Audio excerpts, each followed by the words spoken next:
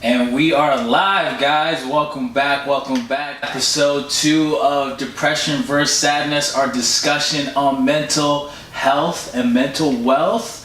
I'm one of your hosts here of A Different World podcast, Corey Kareem, next alongside to Angelina Williams. Had to give her a clap. And we got our man over here, Kern. Kern, yes. Hello. That's it? I give the subtle stuff. You guys know me already. Come on, Mr. Carter. Like, do it up. No, I'm good.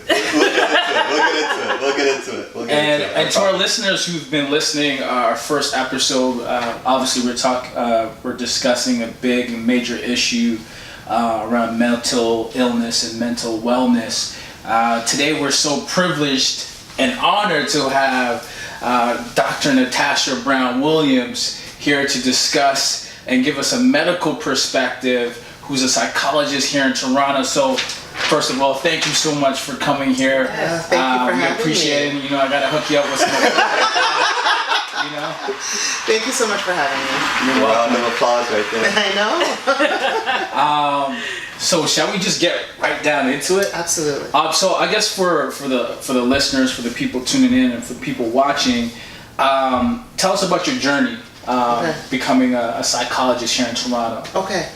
It was a very interesting journey, I will say that. I knew when I was about 13 years old that I wanted to be a psychologist, which is actually quite rare. Wow. Yes. That's a blessing to know what you want to do. Yes. That early. Which is a bit rare. So a lot of people don't know their journey until like later on. But I knew quite early on that I wanted to be a psychologist. I think, let me backtrack. I think I knew I wanted to help people, and I knew that was the one field that I wanted to be in. I didn't want to be a psychiatrist, and no offense to my medical brothers and sisters who are psychiatrists, but for me, I didn't think that medicine or medication alone was the answer. Right. So this is why I decided I wanted to become a psychologist. So by the time I went to York University to start my undergrad, and I wanted to do child psychology initially, but I had difficulty looking at children who were struggling with mental illness. Because I'm like, these children are like 7, 8, 9 years old, and they're struggling with things that adults can't even deal with. Right. So I just said, okay, you know what, this is not working. So I changed pretty quickly, and what I did is I decided I wanted to do adult psychology, but I also wanted to make sure that I was working with my community. Right. So part of what my journey was as well was I wanted to make sure that I was studying. So studying African history, studying Caribbean history, studying women's issues, a lot of those types of things as well. So I wanted to make sure on top of all of the quote-unquote westernized psychology courses and that type of thing, I was also studying to understand myself and my community a lot better as well. Right. So that's how I started my journey, and then I ended up doing a master's degree here in Toronto at the Adler School of Professional Psychology. So I have a master's degree in counseling psychology, and then I have a PsyD, which is a bit different from a PhD, so I'll explain that a little bit. So a PhD is a doctorate in philosophy, and then you have a focus on psychology usually, and that's usually an academic doctorate. There's still a lot of practitioners that have a PhD, but a lot of times it's to prepare you for academia or to become a professor or that type of thing. That makes sense. I wanted a PsyD, which is a clinical doctorate in psychology, which was not offered in Canada at the time. It was fully recognized in Canada, so I had no problem registering and becoming a psychologist. But the issue was that they didn't offer that degree in Canada, so I went to the United States to get it. Bit of the journey was that I was in a program where I could take the degree full time on weekends and live here. So I commuted I commuted to Chicago every 2 weeks for 3 years. Wow! Oh my God! On the bus. That's amazing. Can we back up 1 second before we move on? Yeah. Why was it so important for you to focus mainly on Black people or your Black culture? What led you to that direction? It led me to that direction because I had sort of noticed just growing up and you just hanging out with other people and your friends and that type of thing, that as I was getting older, that mental health and mental illness was just not really spoken about Right. in the community. And I was always a community person. So I was raised in, so my background is that my family's from the Commonwealth of Dominica. And for the way that I was raised is that we always went to Dominican events. You know, you're always entrenched in your community. You were always helping the community. We were always going to fundraisers. So I was always, regardless of being born here, I was always, Dominica was always seen as home, and that you would always be with your community. So I knew that part of my work, or a good portion of my work, had to be in community as well. And I believe I would have been doing a disservice if my work could not help my community. So to do that, I had to actually start studying. And it's taken me quite a few years. So part of it was my undergrad, and I think part of it as well was as I was, attaining more degrees, it was important for me to actually study more on my own. So do some more reading, more research. And I still do that even up till today, to sort of see how my work can either help, or if it does hinder, what can I do to change what I'm doing so that the community can be best served. Right. So we started this series really on mental illness, and we titled it, depression versus sadness, understanding that mental illness covers many different types of diseases, if you will. But one of the things that we wanted to clearly define for the listeners and for the people watching is, from a clinical perspective, what is the difference between depression versus a period of sadness? Okay. How do you define that from a clinical perspective? Because we find a lot in society, there seems to be a lot of people just coming out saying that I'm depressed, or I'm suffering from depression. Right. And I'm wondering, is it like you just can't really emotionally handle your situation? Is it a period of sadness, or are they really depressed? Right. So what's very interesting, the difference between depression and just sadness is how these symptoms impact your everyday life. Yeah. So for example, if we see ourselves, we're human beings. So as human beings, we are going to have ups and downs, and we're going to have periods where we're not doing okay, and then that's fine. But how do we rise from that? When we start looking at clinical depression, if we're looking at it from a diagnostic perspective, we're looking at a period of being sad more days than not. The cutoff is the benchmark is starting at a 2-week period. So if you're looking at a 2-week period, that's what we would start looking at as a depressive episode. Right? Yeah, we're starting looking at a depressive episode. So this person is sad more days than not. Okay. On top of that, their activities that they used to enjoy, they no longer enjoy. So if you're noticing that this person is withdrawing from sports or from socializing or from these types of things, that is also a clue that we're looking at depression as well. Okay. The other things we start looking at is we have other lists of symptoms that we would look at, which is typically on a diagnostic scale. For example, how is the person sleeping? Is the person sleeping more or sleeping less? Has their appetite decreased? Are they more irritable? Are they having issues with memory and concentration?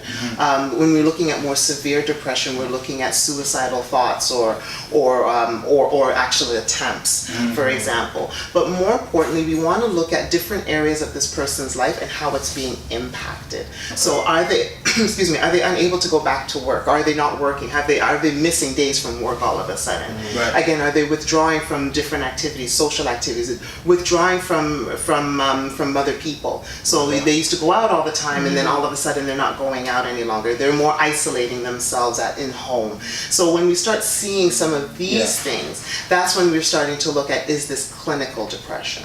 Got it. So with that being said, if you think about it like that way, so as you were talking and explaining the different benchmarks, if you will, I'm thinking about, okay, what about situations where someone loses a loved one? Right. Or just any traumatic experience. Absolutely. Then couldn't someone have what you call so you use depressive episode. but it doesn't necessarily mean that they're depressed. Well, yes, because the thing is, we have to look at everything in its context. Right. So, for example, if a person has lost a loved one, right. there is a grieving period. Right. Absolutely, and that makes sense because that is a human emotion. Right. And a lot of times where the difficulty lies for some clinicians is they try to time what that grieving period should be, quote unquote, right? And that's where culturally we have to be cautious as well, because there are some cultures that mourn and grieve differently versus what may be the quote unquote benchmark, if we're looking at it from a diagnostic perspective. So we always have to be mindful of these things.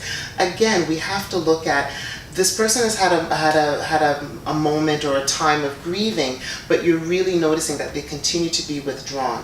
They're not eating, they're not sleeping. Sometimes we even look at what we call their ADLs, or their activities of daily living. They're not bathing, they're not showering, their upkeep of the house is now an issue. So they're not engaging in those types of things. When we're starting to see a deterioration in the individual, that's when we would start to look at, okay, is this now something that is more clinical, that needs to be treated, versus saying that this is a momentary, a momentary moment of grief. Right. That makes sense. So my follow-up question to that, I'm sorry, I feel like I'm trying to Don Lemon you or something. But I'm just so entrenched into this this topic, because many times I've often thought, maybe I'm going through something, but I just don't know. So I genuinely have an appetite for this knowledge and information. So, is it possible for depression to be cured fully, or is it just something that we can just maintain and deal with? And if so, and the reason why I asked this question is because me and Kern, we heard the same story, but we don't know if we have it right. It's about this farmer in Asia or Southeast Asia, and then he loves farming, and then he gets in this major accident and he loses his ability to do the job that he loves, and he falls into this state of depression. And the doctors there, they want to offer him medicine, and they're trying these different things, and nothing seems to work. And then someone says, what if we just help him to do what he loves to do again? So they come up with some type of contraption that helps him to get back out on the field and farm and do what he loves, and all of a sudden he's no longer in this depressive state. So I'm wondering, one, can it be cured, and two, is it more so a matter of helping people find what they really want or what's really missing in their life? I think that's a great question, because I think a lot of times when we look at depression from almost like a medical standpoint and sort of asking can it be cured, you almost look at it as like a cancer, or like a diabetes, and so maybe it can't be cured, but it can be managed. But I think your analogy of the farmer, I think, is a great one, because I think what that goes to show is that this person had depressive symptoms, but what happens is that not only that they learn to manage it, but they've actually learned to overcome it. So it can be overcome. I think that's the sort of the word that I would use. I think we can overcome depression, and I think a lot of it is that this person has now been retrained to see things differently. I may have injuries that don't allow me to do the things that I used to do before I was injured, but I've now adapted, and I'm now able to adapt and still do what I'm able to do, but from a different way. So what happens is we've now almost what we call open up the person's periphery. So instead of seeing things as they always saw before the accident, you're then able to say, listen, after the accident, I may not be able to do it the same, but I'm able to do it in a different way. So I'm able to accept, what I have lost, but then at the same time be able to adapt and sort of do it but in a different way. So it's able to have that person being able to sort of stretch sort of how they see things, and how their perspective has changed can actually lead to a person no longer being depressed. Now, is that something that can be, that kind of mindset, is that something that can be taught before you even get into the depressive state? Meaning, can you help children, young people, maybe not children, but young people understand that yes, you're going to go through obstacles, you're not going to maybe have your legs cut off, but you're going to go through really difficult obstacles, and when you go through these obstacles, your first go-to shouldn't be like, I'm depressed. Right. It should be like, all right, here's the situation. Yes, I'm gonna go through it, but then I'm gonna let go of the situation and move on. Is there ways to like get to them before the fact? I think that would be ideal. You know, and I think that's where we talk about preventative. You know, taking those precautionary measures beforehand, before the disease happens, and that's where a lot of diseases unfortunately come to pass, because we don't have those preventative pieces. We just sort of try to treat the disease once it happens. Right. So if we're able to get to younger people and sort of allow them to have a more of a malleable sort of mind, Right. you know, being able to be flexible in different situations. I usually use the term permission to be human, right? And if you allow yourself permission to be human, it means that you allow yourself all emotions, you allow yourself, you know, the ups and downs, and saying, you know what, yes, things are not going to be up all the time, but, you know, you do have the resources to be able to handle it, and the things do not have to be perfect. Right. And once we're able to allow a young person to do that, then I think we would be able to mitigate a lot of those symptoms, where you can still be sad and still have, you know, all of those emotions, but you don't have to be diagnosably like have a major depressive disorder. Right. Okay. All right, Dr. Williams, I have a question for you with respects to Kern was talking about children, how we can kind of teach them these coping skills for the world, but I want to talk deeper about some of the contributing factors, arguably, to mental health issues. Some people, it is a nature thing, so in the sense of they might have chemical imbalances in the brain or what have you, but some people it's nurtured, their environment, right? So in your practice, what do you see a lot of coming to your... Right. I will say that's a difficult question to answer, and that's because there has never really been a clear-cut stream in terms of it being absolutely nature, that this person is born with it, or absolute nurture. So I don't really look at things from like a black or white or all or nothing perspective, right? You can see some contributing factors. So the research will show you that there is issues with being born from a family that has already some of these mental illnesses. So if your mother or father are depressed, then more likely that there may be a percentage of depression within the family as well. Schizophrenia also as well, for example, has a high percentage. If your parents are schizophrenic, it's more likely that you will become schizophrenic as well. So there is a certain percentage. But I think what hasn't been teased out properly is that if you have a child that is born into that, what are they learning as they're in that environment, right? So if the parent is depressed, the child is actually learning a lot of the depressive behaviors and traits as they're being you know, brought up into that family. So I find that piece is very difficult. Now, mind you, there are chemical imbalances as well in the brain. That's where psychiatry comes in, and that's where, you know, psychotropic medications come in. They try to balance out some of those neurotransmitters in the brain, right, to help mitigate some of those symptoms. So we can't lose sight of, you know, the issues of neurotransmitters and sort of the brain chemistry. But we don't know if it's something that was born versus has the adverse environment affected the brain. Right? So that's why it's a very complicated question to answer. You know, so people that are coming into my practice, I will see a combination of things. Now, mind you, as a psychologist, I cannot prescribe medication. So what I would do is that if I see someone that is actually having some significant difficulty in, you know, managing their symptoms, what I would look at is, you know, how can I support that person going to their family doctor and getting a referral to a psychiatrist to start looking at some of that stuff.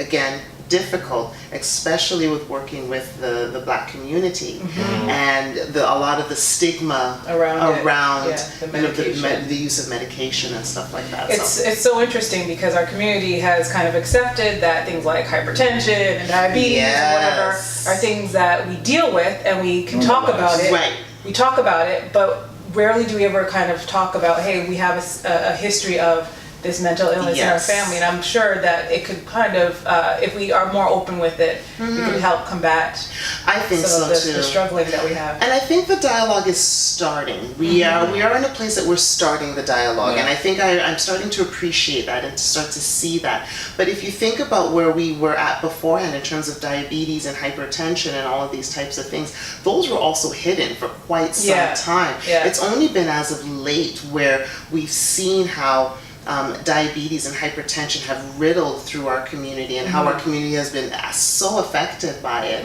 that the conversation has actually been more open to say, okay, listen, how do we manage this? How do you know Right. medications and all of these types of things? But that, I think, has been a fairly recent.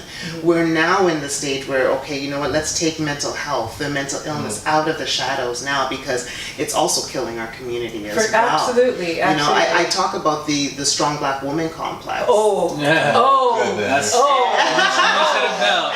And how and I talk about that Open up quite a some bit, words. and you know, and I'm pretty sure that's a conversation that's a whole other conversation. We actually had that conversation here on the show, and I've had a conversation with the guys in preparation for this series, in that it feels, and I've said this before, it feels very dehumanizing. Right. You know, Absolutely. we kind of say, you know, wear it as a badge of honor, but it's like a weight that's a little bit too much. Absolutely, because I think it doesn't allow, and I think that there's also a strong black man complex For sure. as well. Yeah. So I think it goes on both ends. Right. But what happens is you're right, it dehumanizes us. It doesn't allow us that permission to be human. Right. I always, when I'm working with a lot of women from my community in particular, I sometimes will ask them, at what point do you take off your cape? Yeah. Right? Yeah. And then they're like, well, then that means I'm weak. I go, you may have, like, look, why don't we talk about redefining that cape? Right. Or redefining what a strong black woman is. Right. Because, you know, if you allow yourself permission to be human and allow yourself that opportunity to go through all of these emotions and to say, you know what, maybe not today.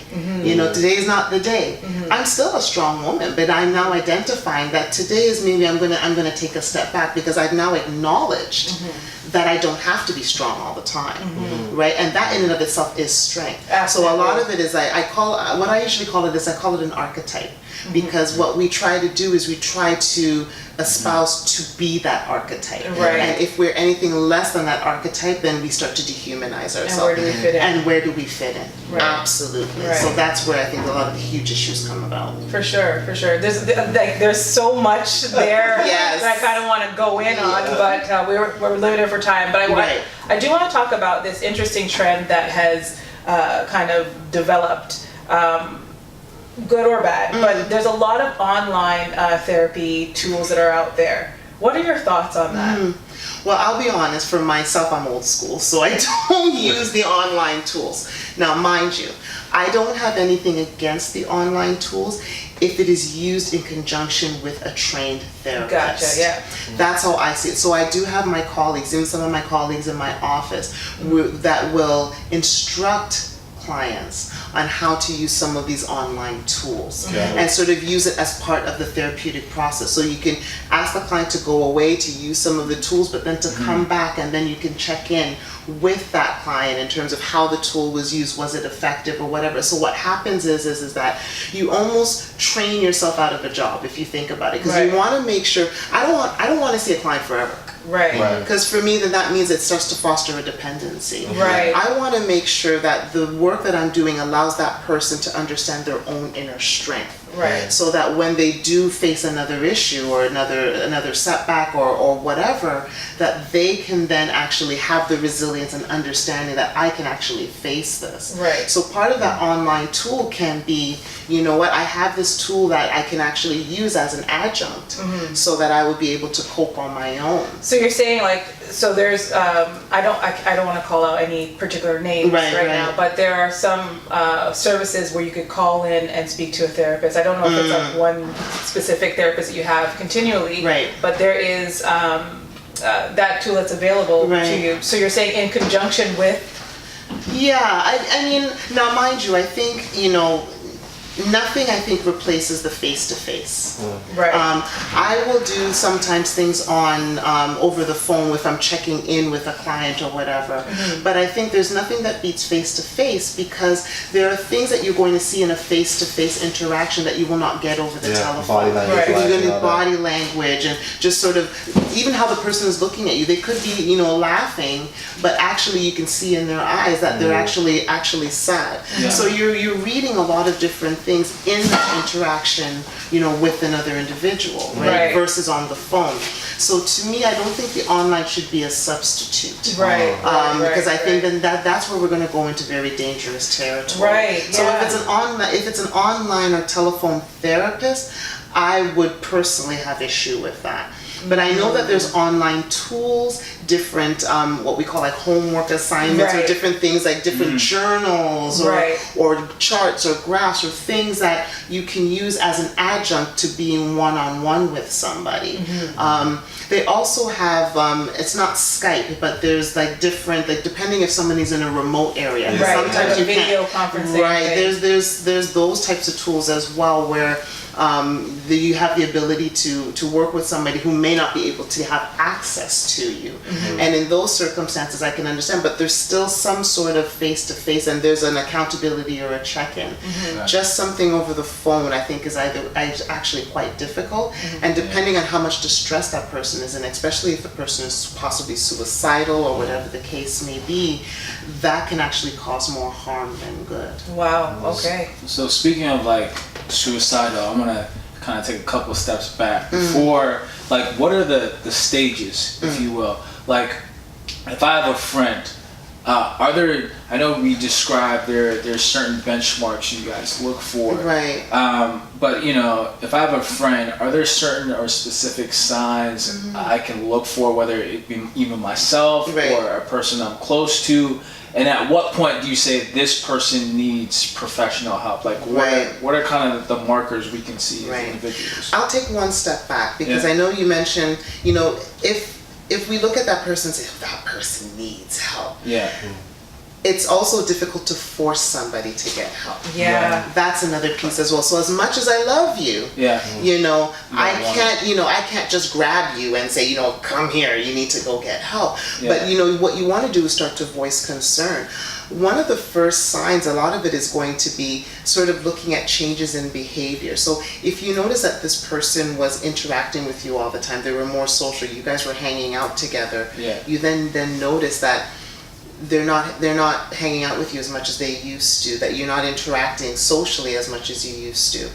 You're trying to message, you know, Facebook, WhatsApp, all of these types of things, and you're noticing that they're not necessarily returning those calls, that they're actually a bit more despondent. That's when you're going to start noticing something is a bit off here. I would recommend then maybe actually going to their home and sort of seeing, you know, seeing how the person is, because if you're unable to get in touch with them, you notice that they're withdrawing. And a lot of times depression becomes a lot more entrenched the more that you withdraw. Right? Because the reason with depression, you don't feel like doing anything. So what am I going to do? I'm actually going to withdraw from everybody. So you start noticing some of those patterns, then I would say maybe go to that person just to sort of see where they're at. A lot of times, again, when we start talking about ADLs and you notice that they look a bit more disheveled, they maybe don't shower, because again, there's a sense of hopelessness. I just don't feel like doing anything. I don't think that the situation is going to get any better. So I'm just going to withdraw. So a lot of it could be go and see what that person, see how that person is doing. Go in person, because if you can't get them by messenger or by phoning them or anything, there might be something going on here. And then on top of that, it would just be to really voice, you know, I'm really concerned about you. You know, I love you. You know, I really wish that you wouldn't be struggling through all of this. I can help you if you need it. So even, you know, it's not to force your will, but it's also letting them know that you haven't left them, because yes, they're withdrawing, but what entrenches the depression even more ends up being that not only that I'm withdrawing, but my friends have also left me as well, because nobody understands me. So that double edge ends up becoming even more prominent for somebody. That makes a lot of sense. So I'm a writer in my real life. This is real life. Perfect. I'm a writer, so I'm like a natural storyteller, right? So I feel like you're speaking about the kind of narrative of the strong black woman that we kind of preach, and even strong black man that we preach. And I feel like these are stories that we tell ourselves, right? These are stories that kind of sift through our entire culture all the time. And now there's this super powerful tool called social media, where now these stories could get told over and over again in a second, and we can see them in real life, in real time. So do you think that with the kind of popularity of social media, do you think that that's actually affecting people's mental health in any kind of way? Positively, negatively? Like, what's your interpretation of it? Right. The thing is, I think with social media, it can be a tool that can be used for good, because what happens is that it takes things that are out of the shadows, it brings it into the light, right? So it now gives mental illness a platform, right? And I think that for me is actually one of the most important things, because a lot of this has been in the shadows for a long period of time. It's been secretive. It's been, you don't really talk about it too much.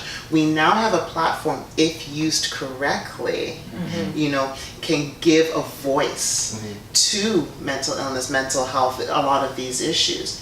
Unfortunately, what also happens is that the same tool that can be used for good can also be used for harm as well, because what it does is it can actually perpetuate stigma. Right? Unfortunately, because again, what you can do is you can use that same social media. If we talk about things like bullying and those types of things, you can actually use it for harm, right? And then actually perpetuate what we are actually trying to destigmatize. So I think that's where the difficulty is with social media. So when you hear and I'll use him because he's popular. So when you hear someone like Kanye West going on social media and almost exclusively on social media now, and really kind of putting his personal life out there and his struggle with mental health, and you see him, some people will say he's declining, he wouldn't say that, or deteriorating, he wouldn't say that, right? When you see that happening and you see everyone from afar kind of watching and being like, what's happening here? Like, what kind of reaction should we as black people, because that's our guy, right? That's our guy. Like that's the brother. That's the brother. Like, he gave us eight great albums. He gave us a lot of culture. He gave us a lot of boldness. He made a lot of us feel courageous, right? But now we're seeing him now. So how should we interpret that? Well, I mean, I think it would be remiss for me to tell you exactly how to interpret that, right? Because I see things on quite a few levels. I mean, there's his perspective where he's like, no, I was supposedly I was diagnosed with bipolar, but it's actually not bipolar. I just wasn't sleeping well. Right, so that was the latest. Right, that was one of the latest things. So, for him, he doesn't necessarily speak about having a mental illness. Versus I wasn't sleeping well, and this is the reason why I was I was acting the way that I was acting. But then you have other people that are interpreting it very differently and just saying, oh my goodness, what is going on with this?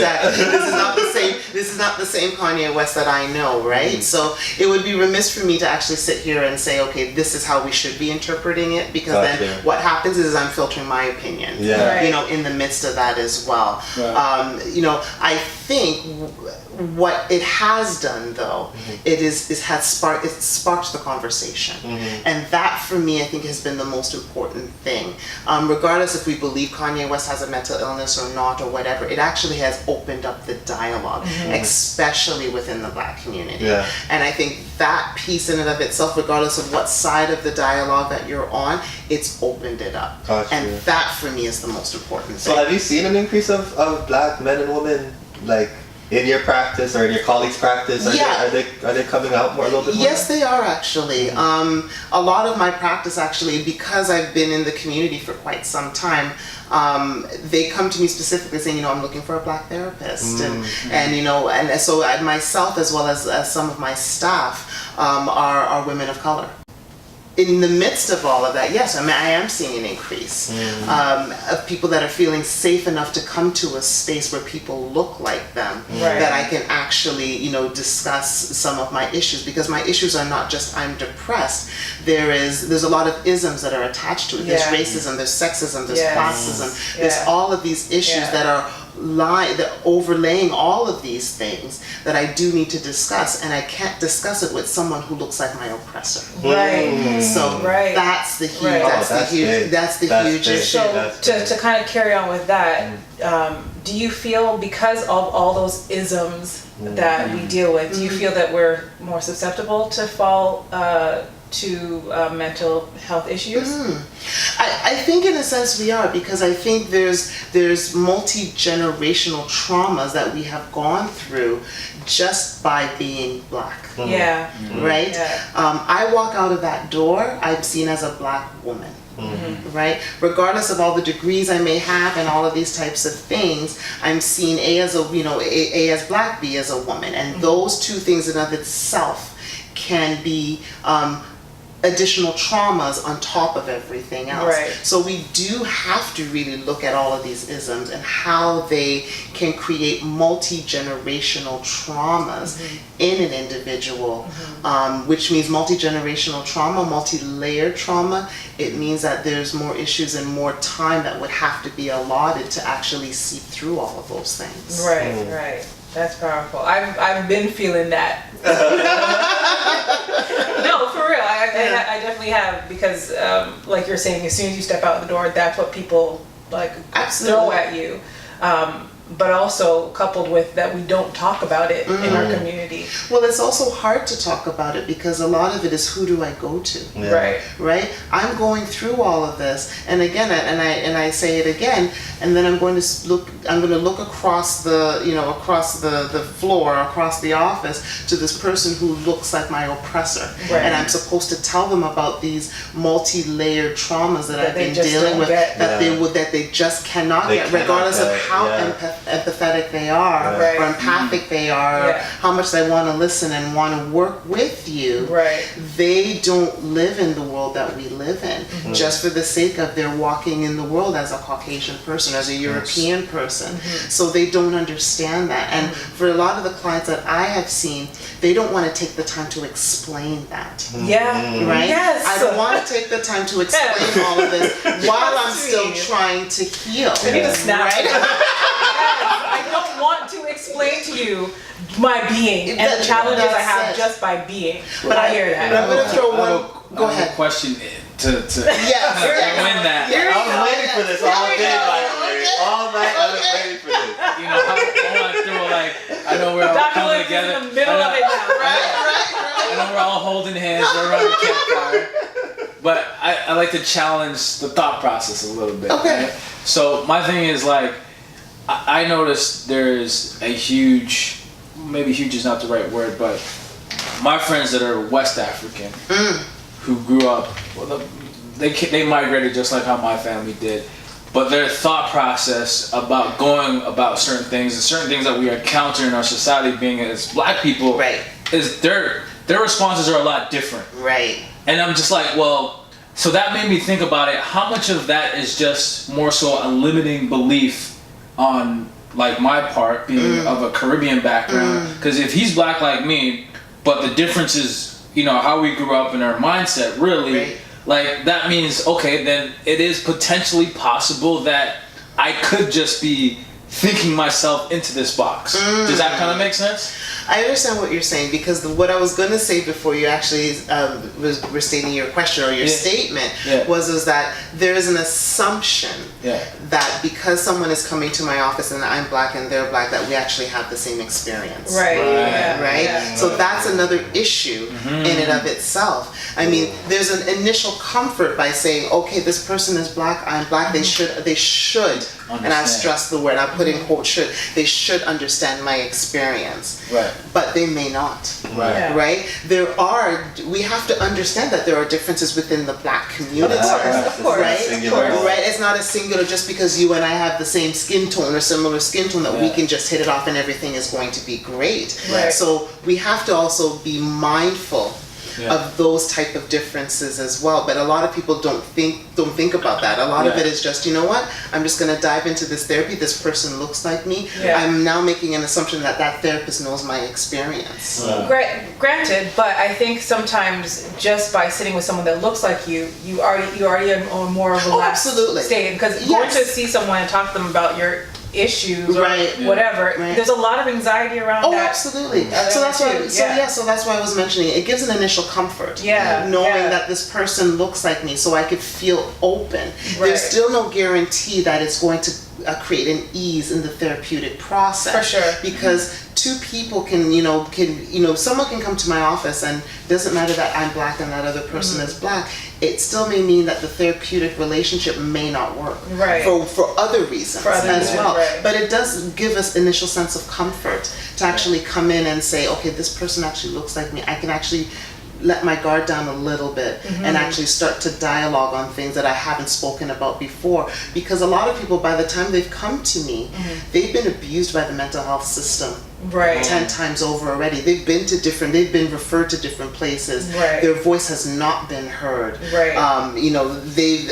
The community or the mental health community hasn't understood how multi-layered their issue has been, and because of that they felt that they've been abused by the system. So they're coming to me now saying, listen, I've tried to put my trust in these things in the past, and I am guarded, but I am letting my guard down a little bit just because I see that you look like me. I think something that you started off the top of the episode talking about is the area of study, and the fact that you did study African history and really kind of dove into your culture and the culture of the Caribbean, just to kind of give context. Absolutely. And so would you recommend that most therapists, psychologists kind of do a bit of social study in that regard, in terms of like trying to understand cultural context? I think that's a good... Her colleagues are watching. Her colleagues are watching. You've gone and taken the extra step. I've taken the extra step because I also wanted to learn about myself. Right. So for me, it was also for self.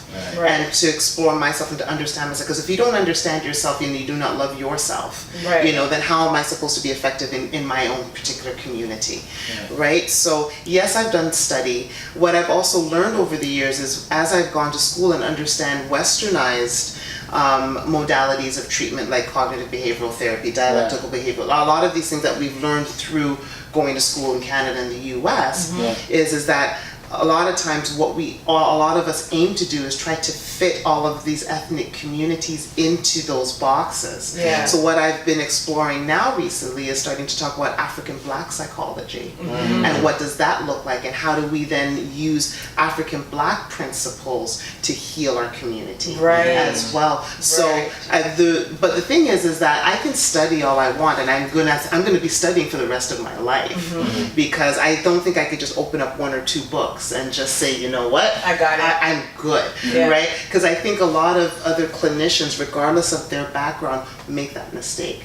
They think that they can open up a book and say, okay, I have this person who's from this background, and this, according to this background, they're supposed to, act in these certain ways. Okay, I've ticked the check marks, I've ticked the boxes, now I know how to work with this client. I've had one clinician, a Caucasian clinician, and he basically said, oh, I think I can work with this client that you're referring me to. I've been to Jamaica a few times. And I'm like, oh boy.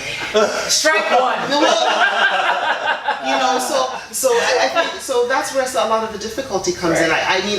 And the thing is, yes, I work with my community, but I work with other ethnic communities as well, because there's a sense of comfort in I'm not necessarily going to the European person. I know that you and I are not the same culture, but I know you're not European, and you're not going to try to force those ideals on me. But I can't study every community. No, not at all. I think that why I was so pleased to hear you talk about that is because I felt that the curiosity to actually say, okay, there's more here than what meets the eye, there's more here than what they've handed to me in my Canadian American textbooks. I think it's encouraging.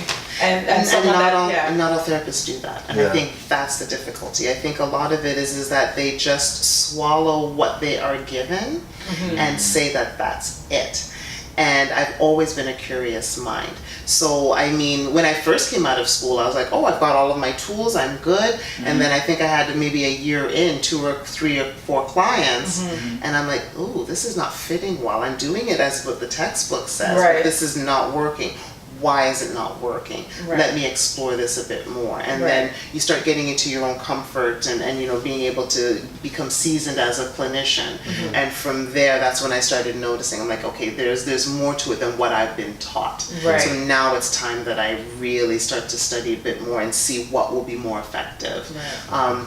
There's culturally adaptive ways that they're using westernized tools now. So I mean, there's culturally adaptive cognitive behavioral therapy now where they looked at how to culturally adapt it for different communities. And I'm all for that as well. I mean, again, you don't have to reinvent the wheel sometimes. The wheel is already there, and then what happens is that you make sure that it's culturally relevant for that individual. But again, you can't fit a square peg in a circle hole. Right. Not everyone is going to fit into that modality, because if there was one modality, everyone would be using it. Right. So it came very clear to me that I needed to make sure that I had a toolbox. So that's why I went and I trained in what we call AOP, so anti-oppressive psychotherapy. I made sure that I'm studying more now about African Black psychology. There's an Association of Black Psychologists that's based in the US, and now we're bringing a chapter up here, you know, as another example. You know, so that I have more tools to really work with the community in several ways versus just trying to fit everybody into this one modality. Sorry, I know you probably have a question. I just wanted to, because you mentioned it, I don't want to lose it. Right. But this is maybe a third time you mentioned the U.S. versus Canada in terms of your area of study and the tools you need. Yes, absolutely. Why do you feel like do you think Canada's falling behind or lacking in this area? I do. And the reason I say that is because a lot of what we've been doing, we don't do a lot of research up here in Canada. And what happens is I think there's an assumption that the Black experience in the U.S. is the same as the Black experience in Canada. That's a different world. Absolutely. But since we have limited research, what we're doing is we're superimposing the American research and just saying, okay, let's see if we can use that in a Canadian context. And that can actually be detrimental in a lot of aspects, because we're making assumptions that the communities are the same. And I think our Black experiences are quite different. So what we need to do, the reason we're lagging behind is that we just haven't had the opportunity to do more research within our community, because the community research will inform the community practice, right? But unfortunately, for several reasons, we haven't been doing the research. So I think we've got great organizations that are actually starting to do the research, but again, we are lagging behind. I mean, we've got quite a few organizations and community health centers that are actually have research departments that are actually doing the work.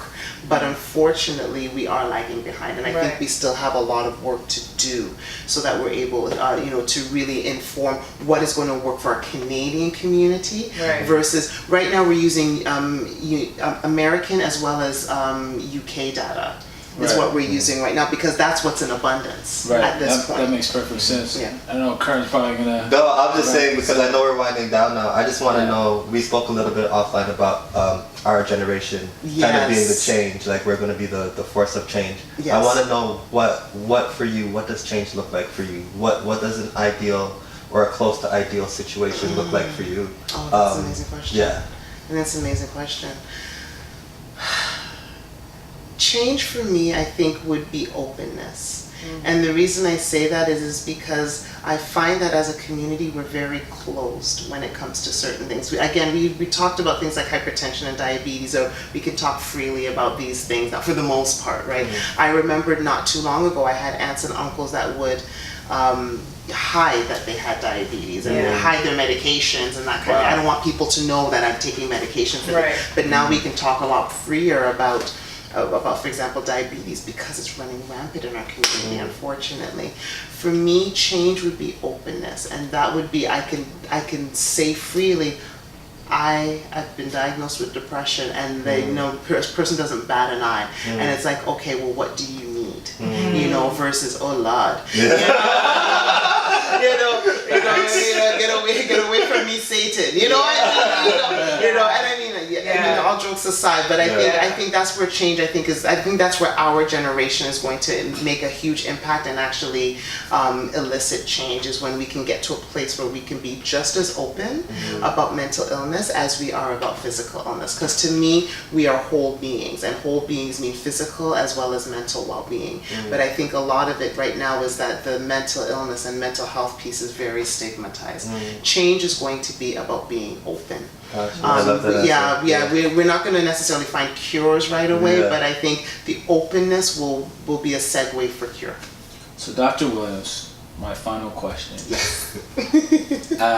to the person right now that's watching on YouTube, or the person listening on Apple or whatever medium out there, and they're struggling and they're dealing with something, what would you say to that person right now? Yeah. I think I would tell that person it is okay not to be okay. And the reason I say that is because a lot of times we feel that we have to contain and confine and put on a mask and fight the battle on our own. And I would really reiterate that it's okay not to be okay. It's okay to reach out. It's okay to get help.